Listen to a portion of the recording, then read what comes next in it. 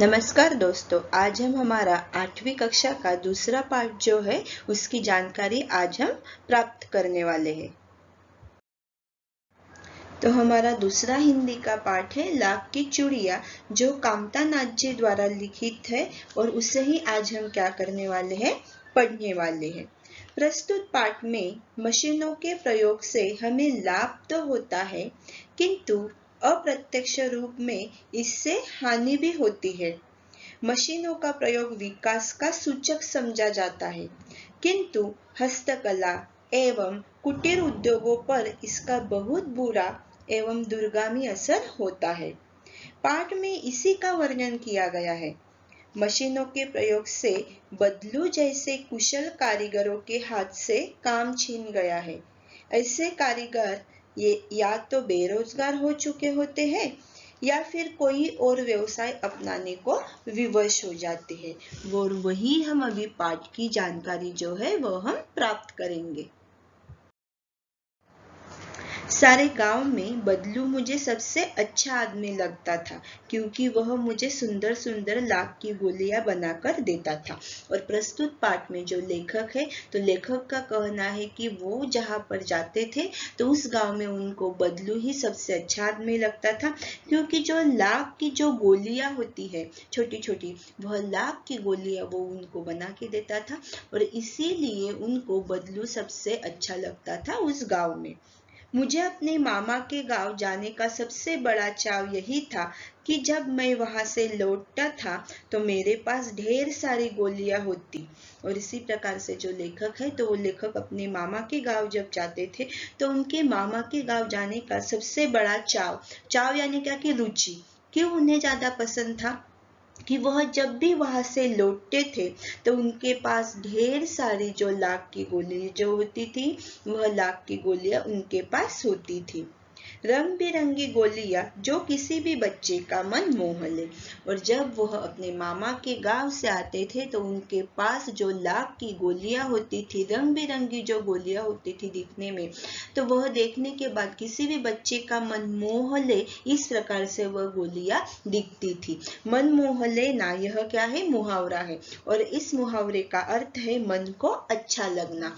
मन मोह लेना, मन को अच्छा लगना। और इसी प्रकार से जो लेखक थे, तो उनको अपने मामा के गांव में जाने के लिए क्यों पसंद आता था, क्योंकि उन्हें वहां पर बदलू जो था, वह बदलू लाख की जो गोलियां होती थी रंग बिरंगी, वह उनको बना के देता था और इसलिए उनको अपने मामा के गांव जाना बहुत पसंद था। वैसे तो मेरे मामा के गांव का होने के कारण मुझे बदलू को बदलू मामा कहना चाहिए था, परंतु मैं उसे बदलू मामा न कहकर बदलू काका कहा करता था।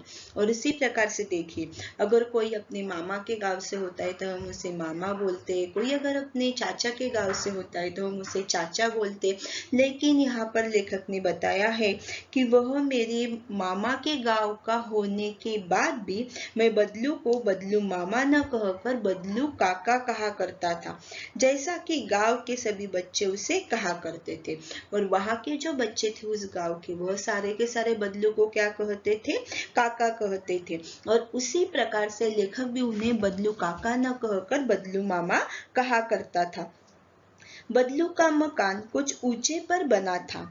मकान के सामने बड़ा सा सहन था। और इसी प्रकार से बदलू का घर कहाँ बना हुआ था, यह हमें उन्होंने बताया है कि बदलू का मकान जो था एक ऊंचाई पर जो था, वह ऊंचाई पर उनका मकान बना हुआ था। और जो मकान था उस मकान के सामने बड़ा सा क्या था, एक सहन था, जिसमें एक पुराना नीम का वृक्ष लगा था। उसी के नीचे बैठकर बदलू अपना काम किया करता था। और इस प्रकार से ऊंचाई पर उनका घर बना हुआ था। उस घर के पास ही एक सहन में एक नीम का पेड़ था। उस पेड़ के नीचे ही बैठकर बदलू क्या करता था, अपना काम किया करता था। बगल में भट्टी दहकती रहती जिसमें वह लाख पिघलाया करता।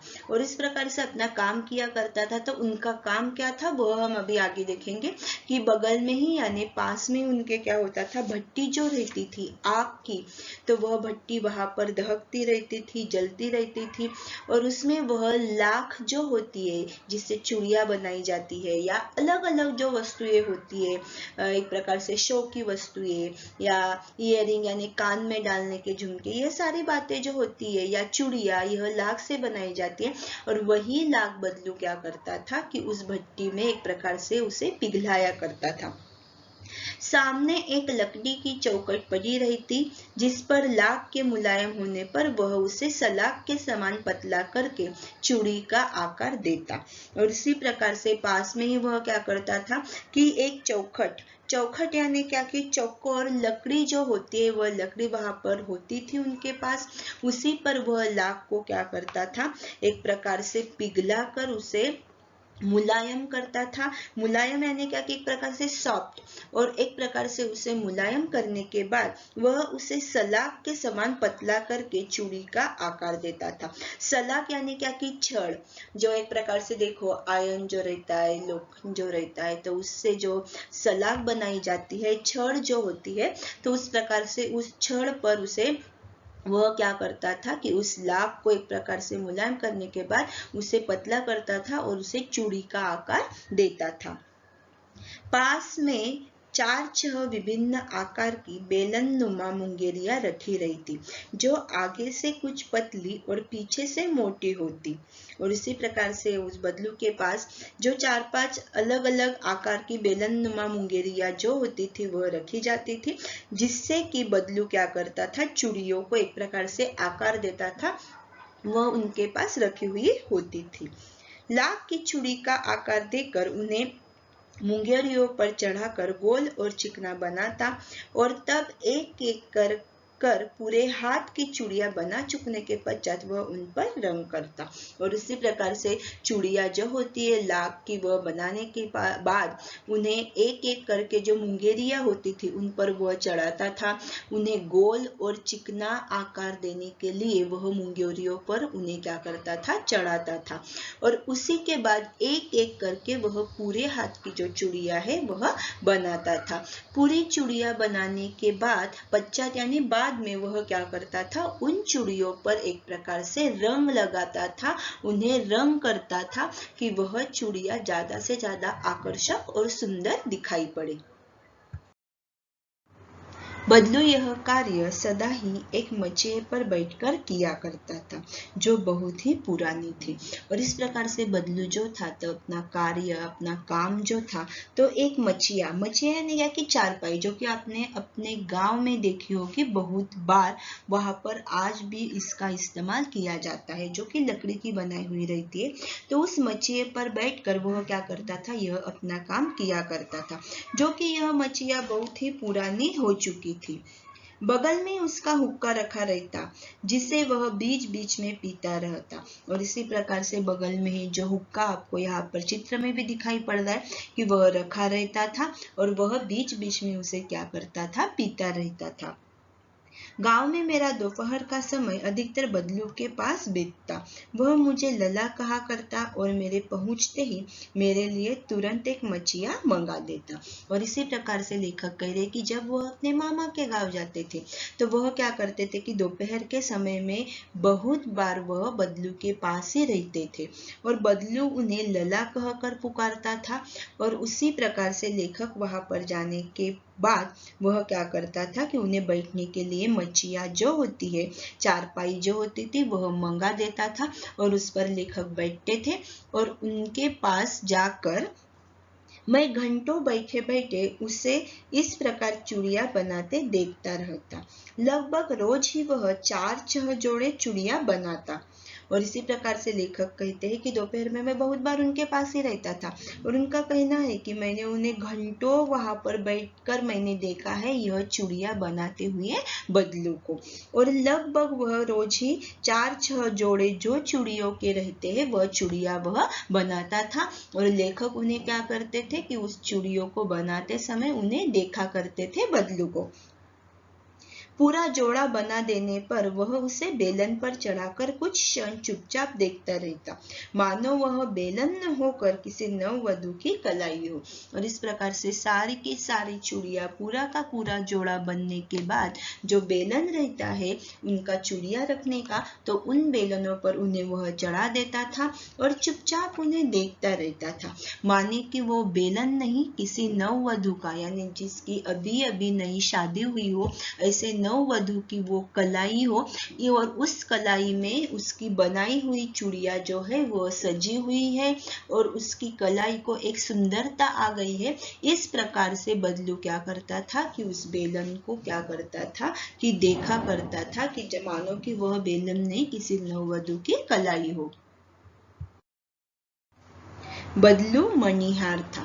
मणिहार यानी क्या कि चूड़ियां बनाने वाला अथवा बेचने का काम करने वाला। चूड़ियां बनाना उसका पैतृक पेशा था और वास्तव में वह बहुत ही सुंदर चूड़ियां बनाता था। और चूड़ियां बनाना यह बदलू का क्या था, पैतृक। पैतृक यानी क्या कि उनके जो पूर्वज थे, दादा परदादा, उनसे यह व्यवसाय एक प्रकार से चलते आ रहा था और इसी प्रकार से चूड़ियां बनाना यह बदलू का पैतृक पेशा था। और वह बहुत ही, वास्तव में अगर देखा जाए तो वह बहुत ही सुंदर चूड़ियां बनाता था। उसकी बनाई हुई चूड़ियों की खपत भी बहुत थी। और इस प्रकार से जो बदलू चूड़ियां बनाता था तो उसकी खपत यानी क्या कि बिक्री, उन्होंने बनाई हुई चूड़ियां क्या करते थे, लोग ज्यादा करके खरीदते थे। उस गांव में तो सभी स्त्रियां उसकी बनाई हुई चूड़ियां पहनती ही थी। आसपास के गांव के लोग भी उससे चूड़ियां ले जाते थे। और जहां पर बदलू रहता था उस गांव की औरतें तो उसकी बनाई हुई चूड़ियां पहनते ही थे, लेकिन आसपास के गांव के लोग भी उसी से चूड़ियां क्या करते थे, खरीद कर ले जाते थे। परंतु वह कभी भी चूड़ियों को पैसों से बेचता न था। उसका अभी तक वस्तु विनिमय का तरीका था। और इस प्रकार से बदलू कभी भी अपनी जो चूड़ियां थी तो पैसों के बदले वह उन्हें बेचता नहीं था। तो आज भी वह जिस समय तक वह चूड़ियां बनाता था तो वस्तु विनिमय का तरीका ही वह क्या करता था, अपनाता था। और वस्तु विनिमय यानी क्या कि वस्तु के बदले वस्तु लेना या देना, उसे ही क्या कहा जाता है, वस्तु विनिमय की प्रथा। और लोग अनाज के बदले उससे चूड़ियां ले जाते थे। और इस प्रकार से वस्तु विनिमय के एक प्रकार से दौर में अनाज के बदले लोग क्या करते थे कि उससे चूड़ियां खरीद कर ले जाते थे। बदलू स्वभाव से बहुत सीधा था। मैंने कभी भी उसे किसी से झगड़ते नहीं देखा। हाँ, शादी विवाह के अवसर पर वह अवश्य जिद पकड़ लेता था। और बदलू का स्वभाव जो था तो वह बहुत ही क्या था, सीधा था। वो कभी भी किसी के साथ झगड़ता नहीं था। लेकिन जब भी किसी के यहाँ पर शादी विवाह का अवसर होता था तो उस समय वह क्या करता था, जिद पकड़ता था कि उसकी जो बनाई हुई चूड़ियां है उन्हें अच्छा खासा दाम प्राप्त हो, अच्छा खासा वस्तु विनिमय उसे प्राप्त हो। जीवन भर चाहे कोई उससे मुफ्त चूड़ियां ले जाए, परंतु विवाह के अवसर पर वह सारी कसर निकाल लेता था। और इस प्रकार से जीवन भर अगर कोई चाहे तो बदलू का स्वभाव ही ऐसा था कि जीवन भर उससे वो चूड़ियां मुफ्त में ले जाए, लेकिन कभी अगर किसी के यहाँ पर विवाह का अवसर अगर रहता था तो वह सारी कसर निकाल लेता था। कसर निकाल लेना यह क्या है, मुहावरा है और इसका अर्थ है सारी कमी पूरी कर लेना। कसर निकाल लेना यह मुहावरा है और इसका अर्थ है सारी कमी पूरी कर लेना। आखिर सुहाग के जोड़े का महत्व ही और होता है। मुझे याद है मेरे मामा के यहाँ किसी लड़की के विवाह पर जरा से किसी बात पर बिगड़ गया था और फिर उसको मनाने में लोहे लग गए थे। और इसी प्रकार से लेखक बता रहे हैं कि आखिर में जो विवाह होता है, जो सुहाग का जोड़ा होता है, तो उसका शगुन, उसका महत्व ही कुछ अलग होता है। आखिर फिर उन्होंने एक उदाहरण दिया है कि मेरे मामा के यहाँ पर एक किसी लड़की का विवाह जो था तो किसी बात की वजह से वह एक प्रकार से बिगड़ गया था, टूट गया था और फिर से उसे बनाने के लिए, मनाना यानी बनाने के लिए या पूरा विवाह योग्य तरीके से लगाने के लिए लोहे लग गए थे। लोहे लग जाना यह भी एक मुहावरा है और इसका अर्थ है बड़ा मुश्किल होना, कोई भी काम करना बड़ा मुश्किल होना। विवाह में इसी जोड़े का मूल्य इतना बढ़ जाता था कि उसके लिए उसकी घरवाली को सारे वस्त्र मिलते, ढेरों अनाज मिलता, उसको अपने लिए पगड़ी मिलती और रुपए जो मिलते सो अलग। और इस प्रकार से विवाह जब अगर किसी के यहाँ पर होता था तो इस सुहाग के जोड़े की चूड़ियों की जो मूल्य है, जो कीमत है, वह बहुत ही बढ़ जाती थी। और उसके सारे घर वाले हैं तो उनको सारों के लिए वस्त्र मिलते थे, यानी कपड़े मिलते थे, ढेरों अनाज उन्हें मिलता था, उसके बदलू के लिए पगड़ी मिलती थी, और उसमें और रुपए जो मिलते थे सो अलग उन्हें विवाह के समय पर अपने चूड़ियों के लिए इतना अच्छा खासा दाम जो बदलू था उसे प्राप्त होता था। तो हमने इस प्रस्तुत वीडियो में देखा कि किस प्रकार से बदलू कौन सा व्यवसाय करता था, चूड़ियाँ बनाना मणिहार वह था, और इस प्रकार से उसकी चूड़ियाँ किस प्रकार से रहती थी, वो किस प्रकार से चूड़ियाँ बनाने का कार्य करता था और किस प्रकार से अपनी चूड़ियों को बेचता था। यह सारी जानकारी हमने प्राप्त की। अब इसके आगे का पार्ट जो है हमारे दूसरे वीडियो में हम उसकी जानकारी प्राप्त करेंगे। धन्यवाद।